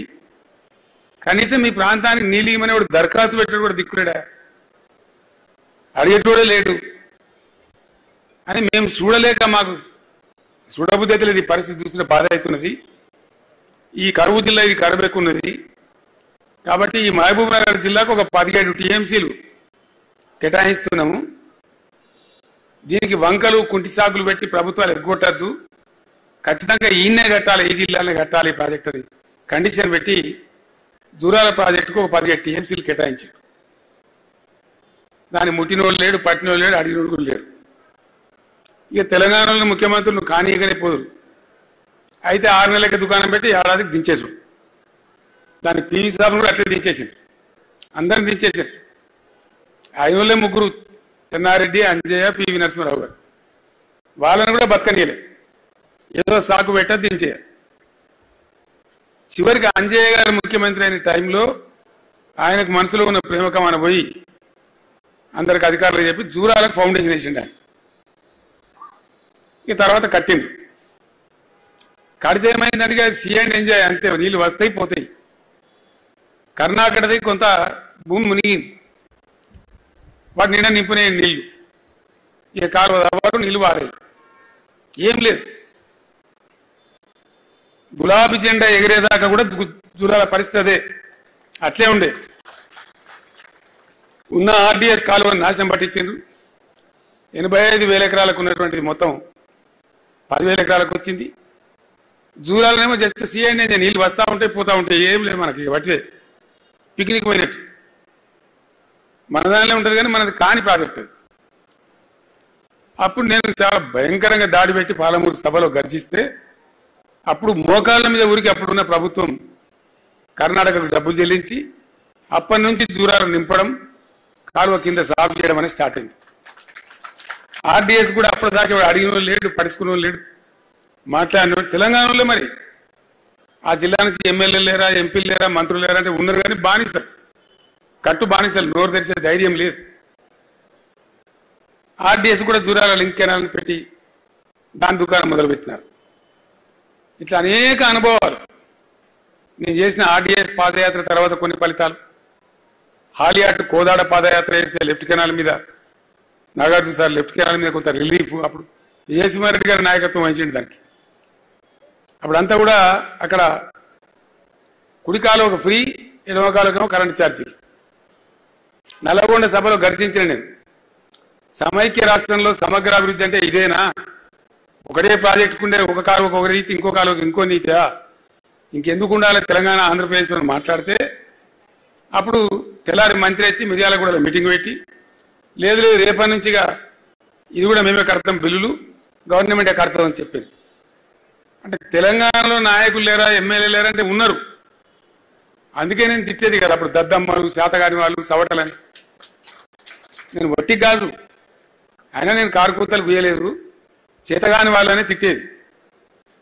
ఇంకా 3 మాటలు నేను మాట్లాడలేదు. దానికే కేసీఆర్ భాష నా మీద బదనాం కూడా పెట్టేది. సరే దాన్ని నేను తిప్పి కూడా కొట్టేది. అంటే అంత కూరుకపోయి అంత పాతాళంలో అయ్యకు కాకుండా, అవనికి కాకుండా, ఎవరికి కాకుండా ఉన్న తెలంగాణ చాలా భయంకరం, దిక్కుదోసిన స్థితి. 5గురం కలిసి తెలంగాణ గురించి మాట్లాడదాం, కూర్చుందాం అంటే ఏం దుకాణం పెట్టిన తీవా అనుకుంటా ఓవుడు. ఇక తెలంగాణకు ఒక పత్రిక లేదు, ఒక టీవీ లేదు. ఇక వాళ్ళు రాసిందే రాత, గీసిందే గీత, అదే వార్త. అంత అయోమయ స్థితి. అప్పుడున్న ముఖ్యమంత్రి ఆయన అప్పుడే గెలిచిండు, 29 మంది ఎంపీలు, ఆయన ఎన్డీఏ కన్వీనర్. 20 ఏళ్ళు నేనే అధికారం ఉంటాను ప్రకటిస్తున్నాడు. ఆ టైంలో నేను మొదలు పెట్టాలి ఉద్యమం. ఎవడు రాడు, ఎవడు మాట్లాడాడు, ఎక్కడ ఎవడు దిక్కులేడు. అవతల 5 సంవత్సరాలు నెట్ అధికారంలో ఉండే పవర్ఫుల్ ఉన్నటువంటి కేంద్రం కూడా తన చేతిలో పెట్టుకున్న ముఖ్యమంత్రి. ఏం తెలంగాణ అయితే గిల్లి పడేస్తాం ఆయన లెవెల్లో ఉన్నటువంటి ముచ్చట. ఆ సందర్భంలో చాలా మంది మిత్రులకు తెలియదు, అప్పటి ప్రభుత్వం వ్యవసాయ విద్యుత్ శక్తి ఛార్జీలు పెంచి 3 సంవత్సరాలు వరుసగా 15% పెరుగుతుందని ప్రకటిస్తే బాలమల్లి నా మిత్రుడు ఉన్నాడు. ఆ బాలమల్లిడా ఆడున్నాడు. ఆయన ఈ బాలమల్లి సిద్దిపేట కౌన్సిలర్గా ఉండే, తర్వాత పెద్ద నాయకుడు అంటే అది వేరే సంగతి. సిద్దిపేట మున్సిపల్ కౌన్సిలర్ ఉండే, నేను డిప్యూటీ స్పీకర్గా ఉన్నా. ఆ రోజు అందరు విజిటర్లు వస్తే పంపించినాం. చివరికి మేము ఇద్దరమే మిగిలితే ఇద్దరం పోయి లోపల డైనింగ్ హాల్ కాడ అన్నం తిని నేను చేయి తుడుచుకుంటూ హాల్లోకి వస్తున్నా. అప్పుడు ఎన్ని టీవీలు లేవు, ఒకే ఒక టీవీ ఉండే, తేజ టీవీ ఛానల్ ఉండే. అప్పుడు వాడు సార్ రోజుకు 4 మాటల వార్తలు చదివేది అంతే. నేను వచ్చేటప్పుడు వాడు ఏం చదువుతున్నాడంటే మధ్యాహ్నం వార్తలు చదువుతున్నాడు. దానిలో ఆ వార్తలు నేను ఏం చూసినంటే ఇట్లా విద్యుత్ శక్తి ఛార్జీలు ఈ విధంగా పెంచిరు వ్యవసాయానికి, ఇక ఆకాశం అంత ఎత్తి విరిగిపోయింది. పెంచిన తర్వాత ఇక ముఖ్యమంత్రి గారు విజయవాడ వెళ్ళిపోయినని వచ్చింది. నేను ఒక 2-3 విలేకరులకు ఫోన్ చేశాను. ఏమిరా బాగా ఇట్లా వార్త వచ్చింది నిజమేనంటే నిజమే సార్, ఆ విలేకరుల సమావేశంలో నేను కూడా ఉన్నా. ఇక నేను ఎవరిని కన్సల్ట్ చేయలే, అది భగవంతుని ఆజ్ఞ మరి ఏందో తెలియదా గడియందో. ఎవరిని అంటే ఏమన్నా నాకు ఇంపల్స్ కోపం వచ్చింది. ఏమైతే అయితే సచిందో ఉన్నాడు బతికిందో ఉన్నాడు, జో హోతా హోతా దేఖలేంగి అని చెప్పి బాలమల్లు నేను వచ్చిన టేబుల్ మీద కూర్చొని బాలమల్లు లెటర్ ప్యాడ్ తీసుకొని చెప్పిన. బాలమల్లు తీసుకుని నేను డిక్టేషన్ చేసిన, ఉత్తరం రాసిన, ముఖ్యమంత్రికి సంతకం పెట్టినాం. టైప్ కూడా చేయలే, మ్యాన్స్క్రిప్టే చేతితో రాసిన ఉత్తరాన్ని ఒక 50 కాపీలు చేసి పేపర్లకు పంపించేసి చెప్పాను. దానిలో నేను స్పష్టంగా ఒక మాట చెప్పాను. ఈ విద్యుత్ శక్తి ఛార్జీల పెంపుదల గురించి గతంలో క్యాబినెట్లోనే నేను గొడవపడ్డా, అప్పుడేదో కొంత రాజీ పడ్డాం. కానీ ఇప్పుడు ఇలా పెంచిన విద్యుత్ శక్తి ఛార్జీలతో జరిగేది ఏంటంటే ఇక తెలంగాణ రైతు వ్యవసాయం చేయలేడు. ఇక మేము ప్రజాప్రతినిధులుగా ఉండి, ఎమ్మెల్యేగా ఉండి, డిప్యూటీ స్పీకర్, డిప్యూటీ స్పీకర్ ఉండి, ఇవన్నీ ఉండి మా కళ్ళ ముందరనే మా రైతులు ఇట్లా బొడి మెడలు విసికేస్తూ ఉంటే మేము మౌనం పాటిస్తే మా జీవితాలకు అర్థం లేదు, వేస్ట్ మేము బతికి కూడా. కాబట్టి మీరు విద్యుత్ శక్తి ఛార్జీలు వాపసు తీసుకోండి, లేకపోతే సమైక్య రాష్ట్రంలో మా రైతులకు న్యాయం జరుగుతుంది అనే ముచ్చట వట్టిదైపోతుంది. ఇక తెలంగాణ రాష్ట్రం ఏర్పడితేనే తెలంగాణ రైతులకు లాభం జరుగుతుందని భావించి నేను తెలంగాణ రాష్ట్రం కోసం ఉద్యమం చేయవలసి వస్తుంది అని చెప్పి నేను లెటర్ రాస్తాను. సరే తెల్లారి పేపర్లో వచ్చింది, అంత జరిగిపోయింది. దాని తర్వాత కొంతమంది తెలంగాణ వాదులు నా దగ్గరకు వచ్చింది. నేను లోపల కూర్చున్న ఛాంబర్లో చిట్టి పంపించారు నాకు. ఆ చిట్టి మీద ఏముందంటే 69 ఉద్యమకారులు అని ఉన్నది, పేర్లు రాయాలి వాళ్ళ పాపం. సరిగ్గా నేను లోపల పిలుచుకున్నా, ఒక 5గురు వచ్చారు. వాళ్ళకి చాయ్ గిట్ట దాకా మాట్లాడినా. మీరు గింతమంది ఉన్నారా అంటే ఉన్నాం సార్, ఇంకో 20 మంది దాకా ఉన్నాం. అంతే, తెలంగాణ అంటే ఎక్కడ లేదు, 20 మంది ఉన్నాం, కలిసి మాట్లాడదాం సార్ అంటే మీరు రేపు రండి, భోజనానికి రండి. బట్టిగా జై తెలంగాణ అంటే తెలంగాణ రాదా బాబు, దానికి వ్యూహము పంద చాలా తెలివి కావాలి. అసలు తెలంగాణ రాష్ట్రం ఈ దేశంలో ఎట్లా ఏర్పడుతుందనే కనీస అవగాహన ఉండాలి మనకు. కాబట్టి రేపు వస్తే మంచిగా విస్తారంగా మాట్లాడదాం, మీరు లంచ్కే రండి అని చెప్పి 50 మందికి అన్నం ప్రిపేర్ చేసాం. వాళ్ళు 20-30 మంది వచ్చారు. అందరం తిన్నాం, హాల్లో కూర్చున్నాం. కూర్చున్న తర్వాత మాట్లాడు, సార్ మీరు రావాలి, ముందుకు రావాలి, ఉద్యమం మొదలు పెట్టాలి సార్ అని అడిగిన. ఉద్యమం దేనికోసం, ఏంది అసలు ఉద్యమం అంటే ఏంది, నాకు ఒక క్వశ్చన్ మీరు ఆన్సర్ చెప్పాలని అడిగిన. ఏంది ఇది, స్ట్రీట్ ఫైటా స్టేట్ ఫైటా, రాష్ట్రం కోసం పోరాటమా లేకపోతే వీధిలో పోరాటమా, ఇది తెలిసాలి మీరు. స్ట్రీట్ ఫైట్ అయితే నేను ఎందుకు, నాకు అర్థం కాదు. ఓ 10 మంది కాలేజీ పోరాగాళ్ళు 20 రాళ్ళు అయితే అయిపోయాయి. 4 బస్సులు కొడితే పోలీసు వాడు రానే వచ్చి పట్టుకనిపోయి ఇక లొల్లి స్టార్ట్ అయిపోయాయి, అంతే కదా. దానికోసం అయితే నేను అవసరం లేదు, స్టేట్ కోసం ఫైట్ అయితే నేను అవసరం ఉంటా. మరి ఏం చేద్దామని అడిగినాను. మొట్టమొదటి ప్రశ్నే అది. వ్యూహం లేకుండా, పందా లేకుండానే కదా 69లో విఫలమైనాం. 69లో తక్కువ బస్సులు కాలబెట్టినామా, తక్కువ రైళ్ళు ఆపినామా, తక్కువ మందిని చచ్చిపోయినామా, తక్కువ ఉద్యమం చేసినామా? చాలా గొప్ప ఉద్యమం అది కూడా. కానీ కొద్దిగా ఆ వ్యూహం లేకుండా పోవడం వల్ల దీర్ఘకాలికంగా నిలవలేకపోయింది, తొందరగానే అయితే అవుట్ అయిపోయింది. మనం అట్లా కాదు, మొదలు పెట్టినవంటే అయితే మనం జావాలి, లేకపోతే తెలంగాణ రావాలి. కానీ ఎట్టి పరిస్థితులు ఆపద్దు.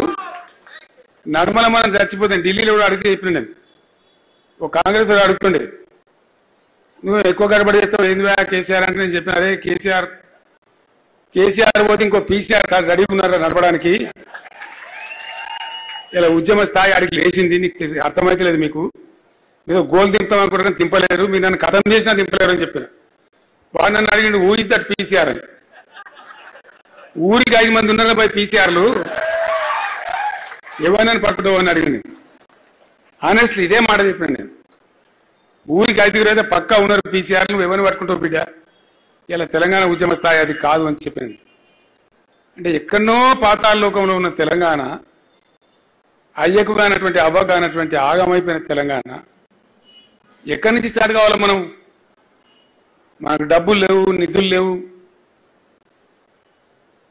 పత్రికలు లేవు, మీడియా లేదు. రావడంలో జగన్నాథం కొట్లాడాలి. ఇక మళ్ళా మన తెలంగాణలో జర్ర గిట్లానగానే ఉబ్బుడు, జర్ర గిట్లానగానే సగ్గుడు. అప్పుడే వెంటనే ఇక తడపలకిందే అయిపోయింది ఆగమాగం, దెబ్బతిన్న పానాలు కదా. కాబట్టి అప్పటి నుంచి నిజాం కాలం నుంచి జమీందారుల కాలం నుంచి కూడా అనేక బాధలు అనుభవించిన సమాజం కాబట్టి అపనమ్మకం ఎక్కువ, అవిశ్వాసం ఎక్కువ. ఉద్యమం స్టార్ట్ చేసే ముందు మీకు చాలామందికి తెలియదు, ఉద్యమం 2001లో స్టార్ట్ అయిందని మీరు అనుకుంటారు. యాక్చువల్లీ ఉద్యమం స్టార్ట్ అయింది 99. 99 చివరి నుంచి 2000 సంవత్సరం అంతా కూడా బ్రెయిన్ స్టార్మింగ్, విపరీతమైనటువంటి బ్రెయిన్ స్టార్మింగ్, వేల గంటలు.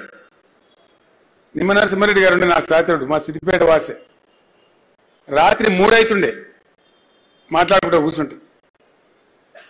ఆ విధంగా వేలాది గంటలు. ఏంది లైన్, ఏంది కథ, ఏంది ఎట్లా పోవాలి, ఏ స్టేజ్కి ఎక్కడ చేరుతాం, అట్లా చేరానంటే ఏం చేయాలి, మన ఎత్తుగడలు ఏముండాలి, ప్రభుత్వాలు ఏం చేస్తాయి అని చాలా మదనపడి పాటలు రాస్తున్నాం. పాటల క్యాసెట్ తయారైంది 2000 సంవత్సరంలోనే, జెండా తయారైంది కూడా 2000 సంవత్సరంలోనే. చాలా మంది తెలియదు 2001 అనుకుంటారు, కాదు, ఇయర్ 2000లోనే. బాలకృష్ణే పాడిండు పాటలు, మొదటి పాటలు కొన్ని పట్టుకొచ్చి వాంతో పాడించాడు, తాను పాడిండు. అద్భుతమైన పాటలు కదా. ఒక చరణమే మొత్తం చరిత్ర చెప్పేస్తుంది. గుంటూరు జిల్లాలో గుంటేడు జాగ అడిగినమా, విజయవాడ పట్టణంలో వీసమెత్తు కోరినమా, మా తెలంగాణ వాళ్ళమంతా మేలుకున్నాము, మా తెలంగాణ మేమే ఏలుకుంటాము. అవి ఇట్లుండేటి పాటలు. ఒక 2 చరణాలలో మొత్తం తెలంగాణకు సోయి వస్తుంది మనసు పెట్టి వింటే. అంటే అంత ఆలోచన చేసింది. ఒక పాట రాయాలన్నా, ఒక మాట మాట్లాడాలన్నా, ఒక సెంటెన్స్ మాట్లాడాలన్నా కూడా చాలా జాగ్రత్తగా డ్రాఫ్ట్ చేసి మాట్లాడేది. ఒక పాట రాస్తుంటే నేను చెప్పిన, సుద్దాల అశోక్ రాస్తా ఉన్నాడు, ఆయనకు రాయవస్తలేదు, మంచి రచయిత, ఈ 4 లైన్లు పడతలేవు సార్ అన్నాడు. ఏందా అంటే, మన పండుగలు మనదంతా చెప్పాలి సార్, కొంచెం మంచిగా చెప్పాలి, ఏం పండుగలు చెప్పాలనుకుంటు, నువ్వు ఇదంతా చెప్పాలనుకుంటున్నా అంటే నేను చెప్పిన, ఏం లేదు రాయి, నేను చెప్తా రాయని చెప్పి. పోషమ్మ బోనాల శివసత్తులాట మనసంతమే కదా బతుకమ్మ పాట అని చెప్పింది. అట్లా రాసి పడేసి సూపర్ హిట్ అయింది అది. అట్లా ఇంకో పాట రాస్తున్నాం, ఇది తెలంగాణ అనే పాట, ఫస్ట్ సాంగ్ అది. అదే లేపింది తెలంగాణ అంతటి. రాసేటప్పుడు ఆనాడు ఉన్నటువంటి పరిస్థితి మీకు అర్థం కావాలని నేను చెప్తా ఉన్నాను. అపనమ్మక స్థితి, ఏ కాయిక తెలంగాణ బయట ఆ తెలంగాణ, ఎవరిని మాట్లాడి అదే మాటిగా దాన్ని రాయమని నేను చివరికి లైన్లు కంపల్సరీ రాయబాయ బాబా అని చెప్పి రాపించిన నేనే.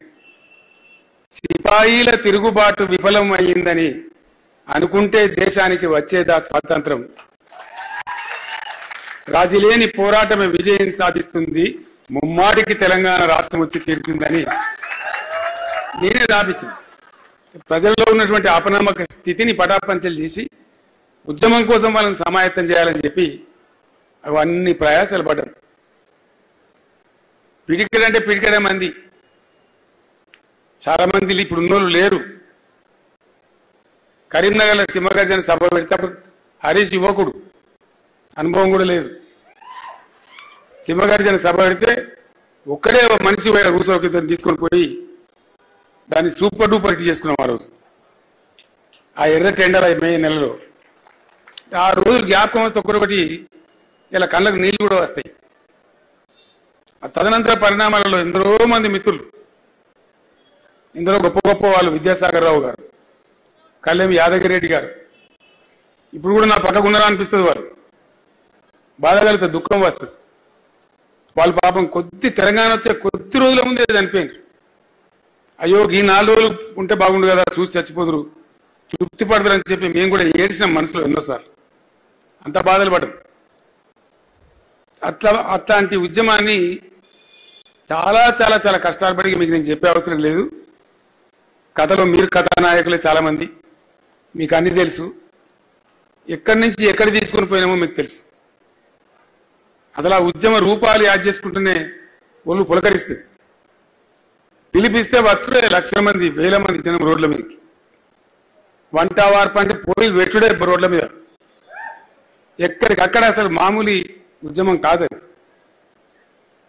ప్రజల్లో విశ్వాసం పాదుకొలిపి ప్రజలు నింబడేసుకొని చాలా బ్రహ్మాండమైనటువంటి ఒక ఉద్యమ రూపాన్ని ఒక పక్కన, దానికి రాజకీయ స్వరూపాన్ని మరో పక్కన. మొదలైన నా మున్న పదవులని ఇసురు కొట్టి స్టార్ట్ చేసిన మూమెంట్. అంతకుముందు ఏంటంటే వీళ్ళు 2 బదనాములు పెట్టే తెలంగాణ మీద.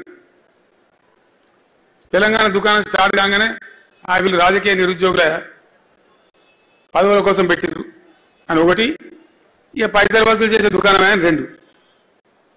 అంటే దీన్ని మలినపరచాలి. తెలంగాణ ఉద్యమం అంటేనే హీనం, బేకారు ముచ్చట అనేటట్టు ప్రచారం చేయాలనేటువంటి కుట్రలు జరిగేటి. దాన్ని తిప్పికొట్టడానికే నా పదవులను రాజీనామా చేసిన. ప్లస్ ఒక స్టేట్మెంట్ ఇచ్చిన ఆ రోజులలో, ఉద్యమం పేరిట ఎవరిని డబ్బులను అడగద్దు, ఎవరైనా అడిగితే దయచేసి నాకు ఫోన్ చేయండి అని చెప్పి నేను ఫోన్ నంబర్ కూడా ఇచ్చాను. అంటే ఉద్యమ పవిత్రతను పెంచడానికి, అపనమ్మక స్థితి నుంచి తెలంగాణ సమాజాన్ని బయటపడేయడానికి ఇవన్నీ కూడా ఎత్తుగడలు అవలంబించి తీసుకొని వచ్చినాం. రాజకీయ స్వరూపం ఇచ్చినాం కాబట్టి ఉద్యమానికి పర్మనెన్సీ వచ్చింది, శాశ్వతత్వం వచ్చింది. హింసకు తావులేదు, విధ్వంసానికి తావులేదు. ప్రభుత్వాలు మనల్ని ముట్టుకోలేవు, పట్టుకోలేవు. చాలా బ్రహ్మాండంగా కొండా లక్ష్మణ్ బాపూజీ గారు ఉండే, ఆయన పాపం ఆశ్రయం ఇచ్చారు ఆఫీసు పెడతామంటే. కుట్రతోనే ఆయన బిల్డింగులో కొట్టిండ్రు, మన సామాన్లను తీసి రోడ్డు మీద పడేసారు. అంటే తెలంగాణలో జాగా దొరకని, ఆఫీస్ దొరకని అనేటువంటి పరిస్థితి. ఆఫీసు పెడదామంటే వాళ్ళకి బెదిరించుడు. మనోడు పోయి చూసి రావాలి, వెంటనే ఇంటెలిజెన్స్ పోలీసు టెలిఫోన్ రావాలి, నువ్వు సీఎం దృష్టిలో వస్తావు సుమా, అట్లా సుమా ఇట్లా సుమా అని బెదిరింపులు. వాటి నడుమ ఉద్యమానికి ఒక వ్యూహం పెట్టుకున్నాం కాబట్టి, తెలుగులో పోయినాం కాబట్టి, ప్రజాస్వామిక పందాలో పోయినాం కాబట్టి, అహింసతో పోయినాం కాబట్టి, కొండా లక్ష్మణ్ బాపూజీ ఇంట్లో నుంచి మన సామాన్లు రోడ్డు మీద గిరాటేస్తే ఇగో ఇంత ఎత్తైన తెలంగాణ భవనం కట్టుకుంది.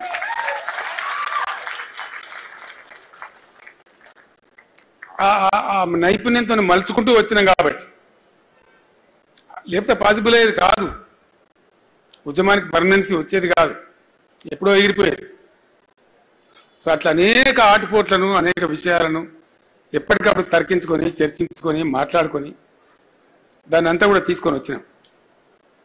అనేక పర్యాయాలు రాజీనామా చేసినాం. జయాలు వచ్చినాయి, అపజయాలు వచ్చినాయి. జయం వచ్చినాడు పొంగిపోలేదు, అపజయం వస్తే పొంగిపోలేదు. సరే దాన్ని మలుచుకుంటూ పోయినాం. చివరికి చాలా చాలా చాలా ప్రయాసపడి రాష్ట్రాన్ని సాధించుకున్నాం. ఆ సాధించుకొని రాష్ట్రం అపాయింటెడ్ డే వచ్చిన రోజే ఈ రోజు, ఈ జూన్ 2. ఇట్లా తెలంగాణ రాష్ట్రం వస్తుంది, 10 సంవత్సరాలు నిండుతాయి, దశాబ్ది ఉత్సవాలు కూడా జరుపుతారు అని ఎవడు కూడా అన్నాడు. కళ కూడా లేదు కనీసం. There was no dream even, none. అట్లా ఉన్న తెలంగాణ 15 సంవత్సరాల సుదీర్ఘ పోరాటం మీరందరూ మార్చుకోవాలి. ఇక 14 ఏళ్ళు 13 ఏళ్ళు కాదు, 99 నుంచి 2004 దాకా 15 ఏళ్ళు పక్క ఉద్యమం, తర్వాత 10 ఏళ్ళ పరిపాలన, 25 సంవత్సరాల సుదీర్ఘ ప్రస్థానం ఈ గులాబీ జెండాది.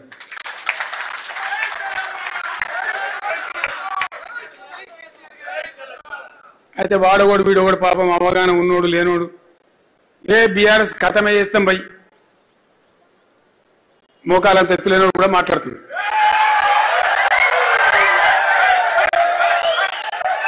అట్లా కథమవుతుందా?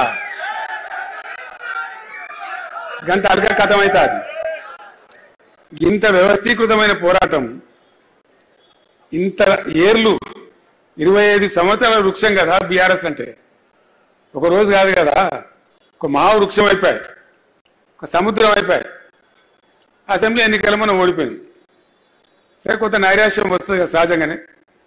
ఎక్కడ వాళ్ళు అక్కడ ఉన్నాం 4 రోజులు. మళ్ళీ నేను బస్ ఎక్కితే మళ్ళీ అదే గర్జన, అదే కథ. ఎక్కడ లేచి దద్దరిల్లే పరిస్థితి.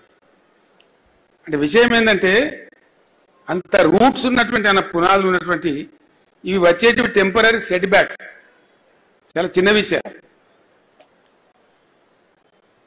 ఇవి సహజంగా వస్తుంటాయి, చాలా జరుగుతాయి ఇట్లా హిస్టరీలో మనం చూస్తే. మనకన్నా ముందు కూడా 10 ఏళ్ళు కాంగ్రెస్ అపోజిషన్లో ఉండే కదా, మరి కథం అయిపోయినరా? కాలే కదా, మళ్ళీ ప్రభుత్వానికి వచ్చింది కదా. అట్లనే గ్యారెంటీగా మళ్ళీ రేపు వచ్చేది బీఆర్ఎస్ 100%.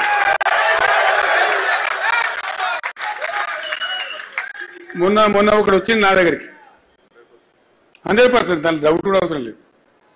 మొన్న ఒకడు నా దగ్గరికి వచ్చింది ఏదో సందర్భంలో, మాట్లాడుకుంటూ అంటుండు, సార్ ఇప్పుడు ఎలక్షన్ గిట్ట జరిగితే మనకు 105 సీట్లు వస్తాయి సార్ అంట. ఇప్పుడు జరిగితే ఎందువల్ల వస్తున్నది ఆ మాట? దానికి కారణం ఏంది? నిష్కారణంగా ఏది రాదు. తప్పకుండా ప్రతి దాని వెనుక, ప్రతి ప్రొవొకేషన్ వెనుక, ప్రతి తాటు వెనుక ఒక సందర్భం ఉంటుంది, విషయం ఉంటుంది. మనం ఏం చేసినాం? డంబాచారాలకో పిఆర్ స్టంట్లకో పిచ్చి పిచ్చి కథలకో కాకుండా తదేక దీక్షతోని వెనుకబడ్డ ఈ తెలంగాణ, ఆగమైన ఈ తెలంగాణ ఎట్లన్నా చేసి గడ్డకు పడాలి, ఒక ఆ పని చేసినాం మనం 10 ఏళ్ళు. నిరంతరం అదే పని. నీళ్ళ ప్రాజెక్టులు కావచ్చు, మంచినీళ్ళు కావచ్చు, కరెంటు కావచ్చు, పేదల సంక్షేమం కావచ్చు, అన్ని సామాజిక వర్గాల యొక్క మంచి పనులు కావచ్చు, చాలా అద్భుతంగా చేసినాం మనం. దాని ఫలితాలు వచ్చినాయి. రైతు బంధు ఇచ్చేదో వాటికి పిచ్చోళ్ళ లెక్క ఓట్ల కోసం ఇయ్యలే, ఒక అవగాహనతోని వ్యవసాయ స్థిరీకరణ కోసం ఇచ్చినాం. దాంతో 18.32 తెలంగాణ జిఎస్డిపిలో 18.32 అగ్రికల్చర్ సెక్టర్ నుంచి వస్తూ ఉండే. చేప పిల్లలు పంపిణీ చేస్తుంటే కాంగ్రెస్ వాళ్ళని అపహాస్యం చేసిన అసెంబ్లీలో. కానీ 30,000 కోట్ల రూపాయల చేప పిల్లలు అమ్ముకున్నారు మనోళ్ళు. గొర్రె పిల్లలు పంపిణీ చేస్తూ ఉంటే కూడా అపహాస్యం చేసిండ్రు. ఎక్కడో అడుగు భాగంలో ఉన్న తెలంగాణ షీప్ క్యాటిల్లో దేశంలో నెంబర్ 1 స్థానానికి పోయాం మనం. అట్లా ఎన్నిట్లా బాయి కాడికి పోదామంటే భయపడి పాము కడుతుందో తేలు కడుతుందని భయపడ్డ తెలంగాణ. ఎంతో మంది పాము కాడికి కూడా చచ్చిపోయిన తెలంగాణ 2014 ముందు.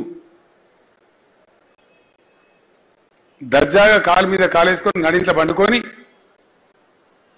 పొద్దుగాల ఛాయ్ తాగి నాష్టా చేసి పొలం బారిందా లేదని రైతు పోయి ధీమాగా చూసే తెలంగాణ తయారు చేసినాం మనం. డెఫినెట్గా గ్రామీణ ఆర్థిక వ్యవస్థను మొత్తం పరిపుష్టం చేసాం. దానికి అర్థం కాకుండా పెన్షన్ల పేరు కావచ్చు, రైతు బంధు పేరు కావచ్చు, మరొకటి కావచ్చు 1000 కోట్ల రూపాయలు గ్రామీణ ప్రాంతాలకు పంపు చేసినాం. ఎంత బాగా అయినుండే మన పల్లెలు, ఎంత అద్భుతంగా తయారైనుండే. హరితహారం చెట్లతోని, పల్లె ప్రకృతి వనాలతోని, క్రీడా ప్రాంగణాలతోని, పల్లె బాట పట్టణ బాట, పల్లె ప్రగతి పట్టణ ప్రగతి కార్యక్రమాలతోని ఎంత మంచి గ్రామాలు తయారైనుండే. ఇండియాలో ప్రతి గ్రామ పంచాయతీకి ట్రాక్టర్ను రాష్ట్రంలో ఏదిరా అంటే ఒక తెలంగాణ. ఇండియాలో ప్రతి ఊర్లో పార్కున్న రాష్ట్రం ఏది అంటే తెలంగాణ. జిఎస్డిపిలో నంబర్ 1 ఎవరు అంటే తెలంగాణ. పర్ క్యాపిటల్ నంబర్ 1 ఎవరు అంటే తెలంగాణ. పరిశుభ్రమైన నీళ్ళు ఇచ్చినోడు ఎవరు అంటే తెలంగాణ. నిరంతరంగా 24 గంటల కరెంట్ ఇచ్చినోడు ఎవరు అంటే తెలంగాణ. ఇట్లా ఎన్ని నంబర్ 1 ఉన్నాం మనం? అన్నీ ఉన్నాం. అయినా అప్పుడప్పుడు కొంత విషగాలి వస్తుంది. కొన్ని విష ప్రచారాలకు, అత్యాశలకు, అడ్డగోలు హామీలకు ప్రజలు అప్పుడప్పుడు భ్రమిస్తారు. ఆ భ్రమలోనే అనుకోకుండా కొంత శాతం వాడు జాబితా చెయ్యి 1.8% తోని మనకి ఎన్నికల్లో డిఫీట్ వచ్చింది. అది ఒక మాట నేను మీ అందరితో మనవి చేస్తా ఉన్నా. చాలా దృఢ సంకల్పం మనకు ఉండాలి. గులాబీ జెండా పుట్టిందే తెలంగాణ సమాజ రక్షణ కోసం. ఖచ్చితంగా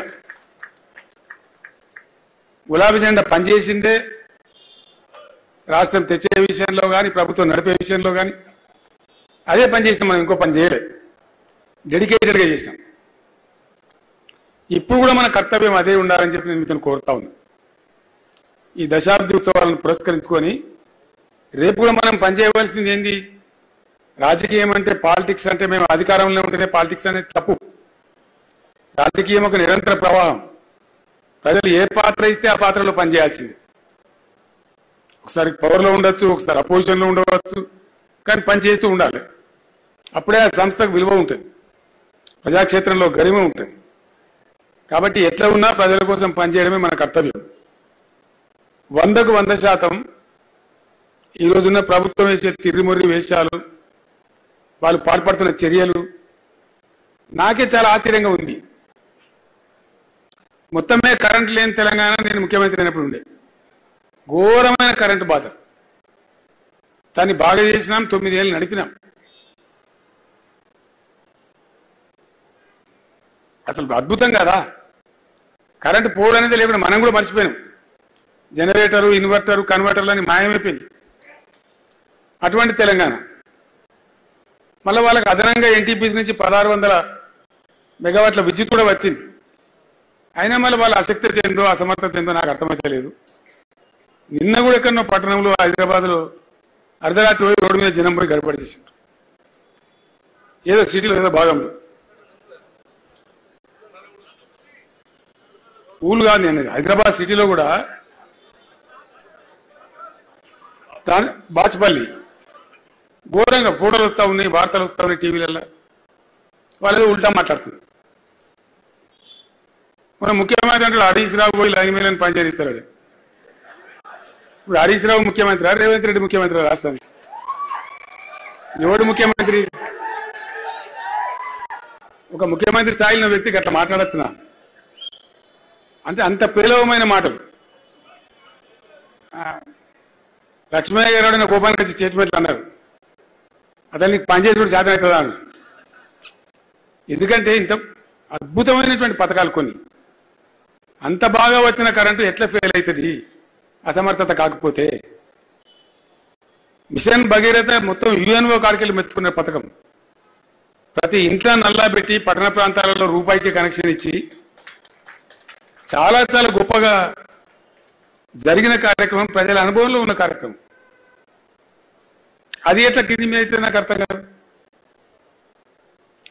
తెలివి తక్కువతనం కాకపోతే దీన్నంతా ఏమనుకుంటారు ప్రజలు? రైతు బంధు గదెట్లా బంద్ అవుతుంది? ఎందుకు ఆగం చేసుడు వాళ్ళని? దానికి ఆంక్షలు పెడతాం, కొంక్షలు పెడతాం. మీరు 10,000 ఇస్తే 15,000 ఇస్తామని వాగ్దానం చేయడం, తర్వాత భంగం చేయడం, పాత 5,000 కూడా ఇవ్వకపోవడం. ఏమనిపిస్తుంది ప్రజలలో? కాబట్టి ఇప్పుడున్న ప్రభుత్వానికి రోజులు దగ్గర పడ్డాయి. గ్యారంటీ మాట. ఎందుకంటే మెట్లు ఉంటాయండి. నువ్వు ఎక్కడ స్టార్ట్ చేస్తున్నావో పైకి పోతావు, దిగుడు స్టార్ట్ చేస్తే అడగతావు. గ్యారంటీ మాట, అది న్యాచురల్. దానిలో ఏం బ్రహ్మ పదార్థం లేదు. దాని పెద్ద సిద్ధాంతం ఉన్నది దాన్ని అర్థం చేసుకోవడానికి. వాళ్ళు స్టెప్ డౌన్ అవుతున్నారు, వాళ్ళు కిందికి అవుతున్నారు. అన్నిట్లో విఫలమే. కరెంటు రాదు, రైతు బంధు రాదు, మంచినీళ్ళు రావు, సాగునీళ్ళు రావు, పెన్షన్లు ఎగ్గొడతారు, రెండితే నాలుగిత్తమని అర్రాసి పడలేక వాడి ముసలోళ్ళు నాగం పట్టించి ఆ రెండు కూడా ఆయనతో జనవరి నెలలో ఒక నెలదేత కొట్టింది. అప్పుడు ఏమవుతుంది జనంలో ఏమభిప్రాయం వస్తుంది? సహజంగానే ఆ ప్లేస్లో మనం ఉంటే కూడా ఏమనుకుంటాం, ఇంత దోకానా అనుకుంటాం, అంతే కదా. సో ఇవన్నీ పరంపర జరుగుతూ ఉన్నాయి. నిన్న ఇంకోటి ఏంటంటే ఇప్పుడు ఆ రైతులు నిరంతరంగా ఉండరు 9 ఏళ్ళు పాపం. అంతకుముందేమో పోలీస్ టౌన్లలో పెట్టి పెరుగు బస్తాలు అమ్మిండ్రు, లాఠీ చార్జీలు చేసిండ్రు. మనం వచ్చిన తర్వాత కష్టం పడి ఆ బాధ తీసేసినాం. ఎప్పుడు పడితే అప్పుడు ఏ రైతు ఎప్పుడు పడితే అప్పుడు పోయి ఇష్టం కొనుక్కోవచ్చు పోవచ్చు, అసలు ఆ పరిశానే లేకుండే. మళ్ళీ ఇప్పుడు పాస్ పుస్తకాలు అవేంటి ఆధార్ కార్డులు మన కార్డులన్నీ చెప్పులు లైన్లో పెడుతుండ్రు. చెప్పులు లైన్లో పెడుతుండ్రు కాబట్టి మీరే పెట్టుతున్నారు. ఇత్తనాలు కుళ్ళ దొరికితే కూడా అడ్డుపోతాడు గిట్ట ఎవడన్నా, మనం దండం పెడితే కూడా ఎవడన్నా చెప్పులు పెడతాడా? అంటే గింత చిలిపిగా గింత చిల్లరగా ఏదో తీసిట్లా మీరు అన్నారు కాబట్టి మీ మీదకి మళ్ళీ తిరిగి ఇసిరేస్తామన్నట్టుగా ఒక చీప్ పాలిటిక్స్ మాట్లాడుతున్నారు తప్ప నిజంగా బాధ నివారించాలి, అట్లా జరగకుండా చూడాలి అనే సోయి తప్పిన ప్రభుత్వం ఉంది. ఇప్పుడు ప్రతిదాని ఒక చిల్లర రాజకీయం ఉంది చూడు. అద్భుతమైన కార్యక్రమం ఇచ్చిన మనం దళిత బంధు, దాన్ని నిలిపేసిండ్రు. మీరు 10 లక్షలు ఇస్తే మేము 12 లక్షలు ఇస్తామన్నారు. ఇలా దాని అతా లేదు పతా లేదు, అడిగిన లేడు పడుచుకున్న లేడు. అని ప్రతి వాళ్ళ అందరికి కోపం వస్తున్నది కారణం ఏంటంటే ఒకళ్ళు కాదు, యావత్తు తెలంగాణ సమాజానికే మోసం. గీత కార్మికులు ఉండేది మొత్తం బంద్ పెట్టిన రంగారెడ్డి జిల్లాలో అంతకుముందు ప్రభుత్వం కళ్ళు దుకాణాలను బంద్ పెట్టి ఉద్యమంలో నేను చెప్పిన తెలంగాణ వచ్చిన తెల్లారి మొత్తం తెరిపిస్తాను, బ్రహ్మాండంగా తెరిపించినాం. ఇక్కడ హైదరాబాద్ వాళ్ళకి కాదు, మన ఊళ్ళలో ఉండే గౌడ మిత్రులకు కూడా పని దొరికింది, బతికింది. మనం చెట్ల రకం మాఫ్ చేసినాం, కోట్లాదిగా ఈత తాటి వనాలు పెంచినాం. ఎందుకంటే ఒక వృత్తి ఆ కార్మికులు బతకాలని మనకు సోయి ఉండే కాబట్టి. ఇవాళ కళ్ళు డిపోల మీద దాడులు అంటే బతకరిస్తలేరు వాళ్ళని, ఎందుకో నాకు అర్థమవుతలేదు. భయంకరమైన దాడులు వాళ్ళ మీద. గీత కార్మికులంతా మొత్తుకుంటా ఉన్నాం. నాకు 4 పెద్ద మనుషులు కడితే చెప్తున్నారు, ఇదేం దౌర్జన్యం సాధించారా, మీరు నోరు తెరవాలంటే తెరుస్తాం, ఎందుకుంటాం. మా నాయకులు లేరా, మా గౌరవ నాయకులు లేరా, మొత్తం మాట్లాడతాం, అవసరమైతే యుద్ధం చేస్తామని చెప్పాను, మీ తెలుగు రాకుండా చేస్తామని చెప్పాను. జైల్లో పెట్టుడు, కేసులు పెట్టుడు, వాళ్ళేం దొంగ పని చేసేవాళ్ళు కాళ్ళు అమ్ముకొని బతారు, అంతకుమించి పెద్ద దొంగ పని చేసేవాళ్ళు కాదు. మళ్ళీ వాళ్ళు కోటీశ్వర్లు కాదు, స్మగ్లర్లు కాదు. ఉన్న చెట్లు దేవుడు ఇచ్చిన చెట్లను గీసుకొని ఊళ్ళో కళ్ళు అమ్ముకొని బతారు. నిజంగా కళ్ళు దాకా చచ్చిపోవడం ఎందరండి. నేను ముఖ్యమంత్రి ఉన్నప్పుడు కూడా మాట్లాడితే నేను అడిగిన, ఒక హోటల్ ఉన్నది, వానికో 50 మంది గిరాకీ ఉన్నారు పర్మనెంట్. ఆ గిరాకీ ఉండాలని కోరుకుంటాడా, పోవాలని కోరుకుంటాడా? వాడు వాళ్ళకి కలుస్తాం చేస్తాడా? సేమ్ కళ్ళు గీత కార్మికుడు కూడా అదే పని. కళ్ళు దుకాణమైన నా గిరాకీ నాకు రావాలని చూస్తాడా, ఓడుకో రావాలని చూస్తాడా? కాబట్టి తప్పురా బాబా, భావన తప్పు. ఆ గీత కార్మికుల మీద లేని బదనాం పెడుతున్నారు మీరు.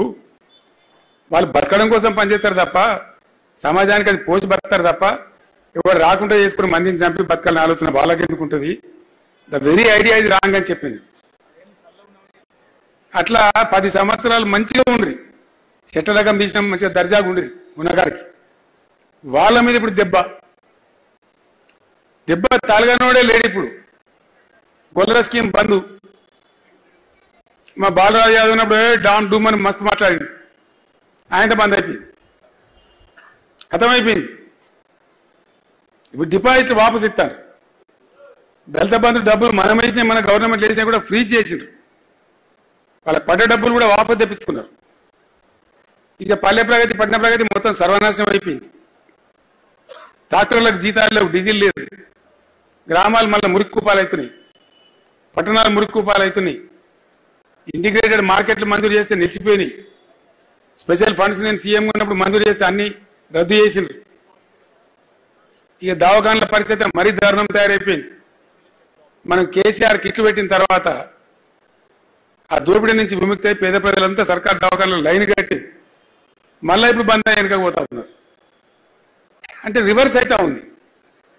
అదంతా కూడా ఈ పరిణామాలన్నీ ప్రతిరోజు తెలంగాణ సమాజంలో చర్చ జరుగుతుంది, గ్యారంటీగా జరుగుతుంది.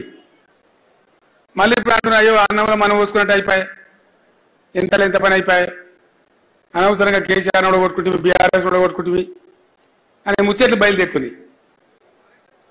జనరల్గా ఇంత తొందరగా బయలుదేరదు, ఇంత తొందరగా ఏది కూడా బయలుదేరదు. బయలుదేరిందంటే దాని అర్థమైంది, అనతి కాలంలోనే ఈ ప్రభుత్వం అప్రతిష్ట పాలవుతుంది, ప్రజాగ్రహానికి గురవుతుంది. రిప్లేస్మెంట్ ఇవ్వాలంటే మళ్ళీ మనమే కనపడేది, మనమే. ఇంకోటితో కాదా పని.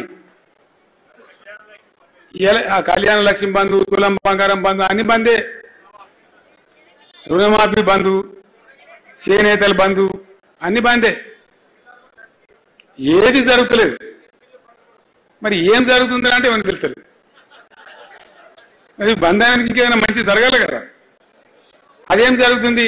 ఏం జరుగుతలేదు. మొత్తం మీద అది జరుగుతుంది. సో ఇదంతా క్యుములేటివ్గా ఏమవుతుంది?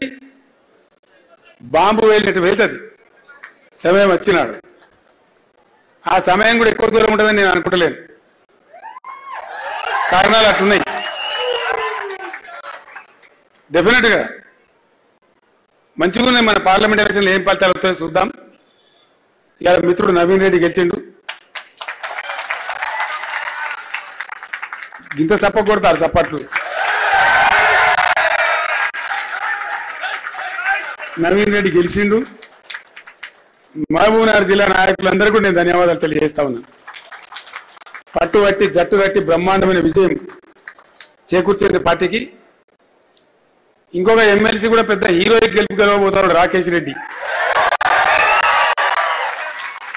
ఆ రిజల్ట్ డిక్లేర్ అయిపోయింది. అది ఎవరినైనా చెప్తున్నా, మీ ఊరు ఫస్ట్ కౌంట్లోకి వెళ్తారు సార్. లోకమంతా ఒకటే పాట, అది గెలుస్తాం. ఇక నార్మల్ పార్లమెంట్లో ఏమవుతుందో చూద్దాం. ఎన్నైనా రావచ్చు, ఓట్ల శాతం కూడా ఉంటుంది కదా మనకు వచ్చేది. ఒకటి మనకు 11 వస్తాయని చెప్పిండు, ఇంకోటి 1 వస్తుందని చెప్పిండు, ఇంకోటి 2 నుంచి 4 వస్తాయన్నాడు. ఇది పెద్ద గ్యాంబ్లింగ్ లాగా అయిపోయింది. దాని మీద సట్టా బజారు, శత్రులు కట్టుడు, బేటీలు కట్టుడు, ₹1 కోటి చేతులు మానుడు, ఇదో పెద్ద గోల్మాల్ కంపెనీ అయిపోయింది. సరే చూద్దాం. డెఫినెట్గా మంచి స్పందన ఉండే ప్రజలలో, బస్ యాత్రలో మంచి ఫలితాలు రావాలి. ఎంతవరకు వస్తామో చూద్దాం. ఎట్లా వచ్చినా బాధ లేదు. మనకు 11 అయితే పెద్ద పొంగి అది చేసేది లేదు, 2, 3 అయితే కుంగిపోయేది లేదు. ఎట్లా వచ్చినా పరిస్థితి ఎట్లా ఉన్నా తెలంగాణ రక్షణ కవచం బీఆర్ఎస్. ఈ రాజకీయ ఫలితాలు వస్తూ ఉంటాయి, పోతూ ఉంటాయి. మహబూబ్నగర్లో గెలిచినాం మనం. ముఖ్యమంత్రి సొంత జిల్లా, ఆయనే ప్రకటించిన మేము 200 మెజార్టీతో గెలుస్తామని. మనం 100తో గెలిచినాం. 111 ఫైనల్, 111తో గెలిచినాం. అంటే దీని ఇంత మాత్రాన మనం పొంగిపోయే అవసరం లేదు. కాబట్టి ఎప్పుడైనా జయాపజయాలు నిరంతరంగా వస్తూ ఉంటాయి, పోతూ ఉంటాయి. అవి ఆయా పరిస్థితులను బట్టి ఉంటాయి. కానీ మన ప్రయాణం, మన ప్రస్థానం కొనసాగుతుండాలి. మన కర్తవ్యం ఒకటే, దయచేసి నేను కోరుతున్నా. కట్టే పని చేసి చాలా రోజులకి నిలబడి మాట్లాడడం పర్లేదు. సో నేను కూడా మంచిగా దురస్థ అయిపోయాను. ఇప్పుడు ఏం బాధ లేదు. పోదాం, ఇంత దూరమైన పోదాం. చాలా అద్భుతమైన కొత్త నూతన ఉద్యమ పందా ఆవిష్కరించాల్సిన అవసరం ఉంది. ఇప్పుడు కొత్త ఉద్యమ పందా మనం పట్టాల్సి వస్తుంది. కానీ ప్రజలను కాపాడుకోవాలి, ప్రజల కోసం పనిచేయాలి, ప్రజల హక్కుల కోసం పనిచేయాలి. వాళ్ళ ఆశలు అడియాసలు కాకుండా మనం కాపలాదారులుగా ఉండాలి. ఇంతకు మించిన వేరే కర్తవ్యం మనకు లేదు. తెలంగాణ ప్రజల ప్రయోజనాల పరిరక్షణనే బీఆర్ఎస్ ప్రథమ కర్తవ్యం. దయచేసి రాజకీయ ఫలితాలు మిగతా వాటితోనే ఆగమాగం కాకుండా, వాటి కోసం పిచ్చి పిచ్చి కాకుండా బ్రహ్మాండమైన ఉజ్వలమైన భవిష్యత్తు ఉంటుంది మనకు. భవిష్యత్తు మనకు కాదు, తెలంగాణ రాష్ట్రానికి ఉంటుంది, తెలంగాణ ప్రజలకు ఉంటుంది. వీళ్ళు చేసే తప్పును మళ్ళీ సరిదిద్దాలి, మళ్ళీ మంచిగా చేయాలి. అది ఎవరో చేయడం ఎవరి నుంచి కాదు, లోతు తెలిసిన వాళ్ళు మనమే. కాబట్టి మన మీదనే ఆ కర్తవ్యం, బాధ్యత ఉంటుంది.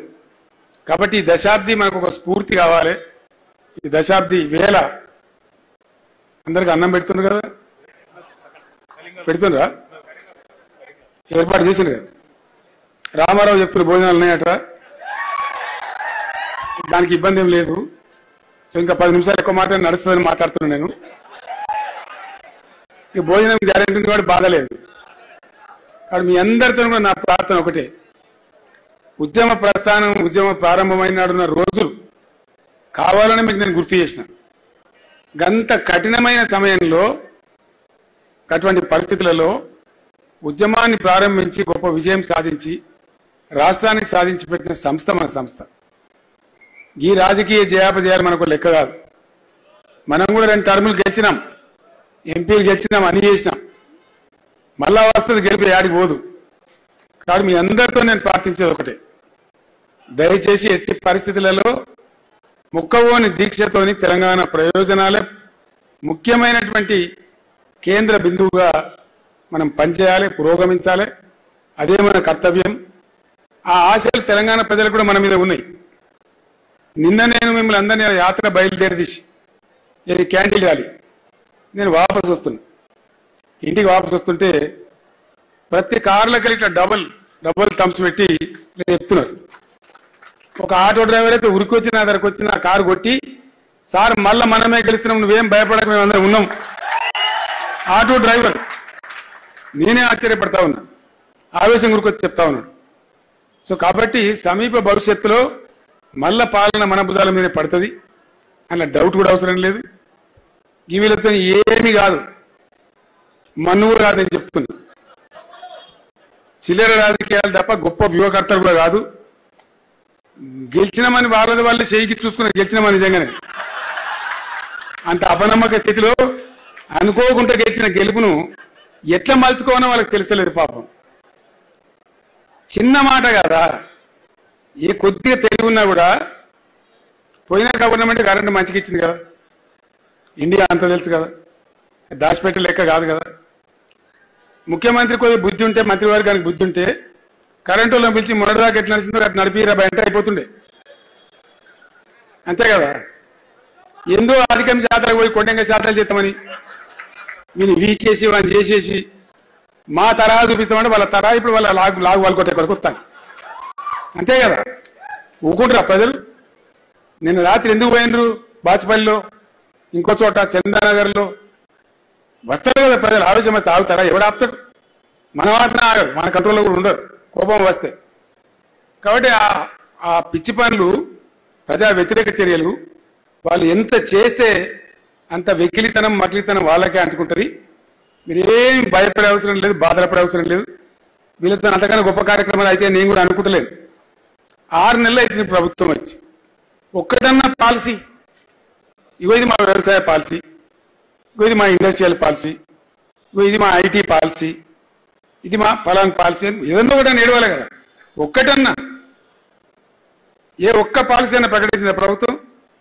అంత వాటి కాయగూరుడు ముచ్చట్లు సాయి సంసారి లచ్చి దొంగ గిదా ఒక బాధ్యత గల ప్రభుత్వం వస్తే ఏం మాట్లాడాలి నాకు బాగా గుర్తున్నది మొట్టమొదటి క్యాబినెట్లోనే 42 నిర్ణయాలు ఇచ్చినాం మనం బీఆర్ఎస్ ప్రభుత్వం ఏర్పడినాడు ఫస్ట్ క్యాబినెట్లో 42 నిర్ణయాలు ఇచ్చింది ఒక వ్యవసాయ పాలసీ తీసుకున్నామంటే పోచారం గారు అప్పుడు వ్యవసాయ మంత్రిగా ఉండేది ఆయనకు నేను లక్ష్మీపుత్రుడు అని పేరు కూడా పెట్టినా నీ పీరియల్నే బ్రహ్మాండంగా అయితే వ్యవసాయం అని చెప్పి అవి అట్లా తీసుకొని పోయినాం గొప్ప రిజల్ట్ సాధించినాం పంజాబ్ను తలదాన్ని అంత ధాన్యం పండించినాం అట్లా పట్టుబట్టి ఒక ఫలితం సాధించాలి ఒక అద్భుతమైన ప్రజా విజయం కావాలి ప్రభుత్వ విజయం ప్రజా విజయం కావాలి అట్లా ఉండాలి కానీ ఏం లేదు వాటికని డబ్బాలు రాలే చూపినట్టు వాటి లొల్లి తప్ప ఇది లోగోనా లోగో అనేది ప్రజల గుండె మీద ఉంటుంది కదా ఆ రోజు మనం రూపకల్పన చేసినాం ఏం చేసినా నేను ఇంతకుముందు చెప్పిన కదా ఈశ్వర్ గారు ఏం చేసినా 10ల సంఖ్యలో 100ల సంఖ్యలో దానికి సంబంధించిన నిపుణులతో మాట్లాడి చేసినాం మనం ఒక పాట రాస్తేనే 10 మందిని కూర్చుందు దళిత బంధు పాటలు రాస్తే బాలసేని రప్పించి ఓ 20 మంది కళాకారులను రప్పించి నా పొలం కాడ కూర్చొని ఫామ్లా ఒక వారం తిప్పలవాడు రాసినాం ఒక సమిష్టి వ్యూహంతో చేసినాం తప్ప పొగతోని గర్వంతో ఒంటరిగా మనం చేయలే ఏ చిన్న పని చేసినా కూడా అంత బాగా చేసినాం. అట్లా అనేక విషయాలు. సోదరుడు సాయి చంద్రుండే కళాకారు చనిపోయిండు. దళిత బంధు టైంలో కూడా అతనికే చెప్పి బాలచంద్రకి చెప్పి అందరిని పిలిస్తే చాలా కష్టపడి చేసినాం.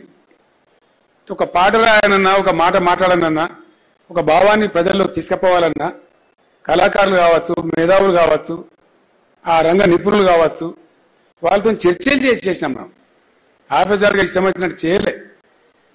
అందువల్లనే మంచి ఫలితాలు వచ్చినాయి, కాంక్రీట్గా వచ్చినాయి. అన్ని వర్గాల ప్రజలకు ఆనందం ఉండే.